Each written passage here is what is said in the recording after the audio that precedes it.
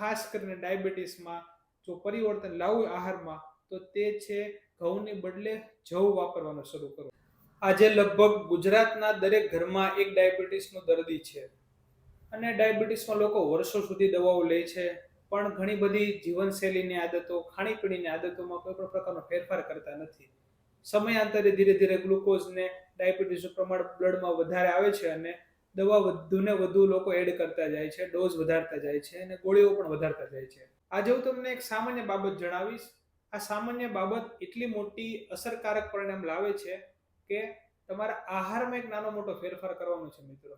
હંમેશા આપણા ગુજરાતમાં પહેલેથી ઘઉં ખાવામાં આવે છે, પણ આજે આપણે જે પણ ઘઉં ખાઈએ છીએ તે નવા ધાન સ્વરૂપે આપણે ઘઉંને ખાઈએ છીએ. સિઝન બદલાય, દરેક શિયાળામાં સિઝનમાં ઘઉં ઉત્પાદન થાય છે, આપણે સીધું તે ઘઉંને ભરી લઈએ છીએ અને આખા વર્ષ દરમિયાન તે જ ઘઉંનો ઉપયોગ કરીએ છીએ. ખરેખર હંમેશા આપણા વડીલો જૂના ઘઉં ખાતા. કોઠીઓમાં પહેલા અનાજને સ્ટોર કરવામાં આવે, ઉપરથી નવું અનાજ ભરવામાં આવે ને નીચેથી અનાજ આપણે જ્યારે કાઢીએ ત્યારે એ જૂનું થયેલું હોય છે.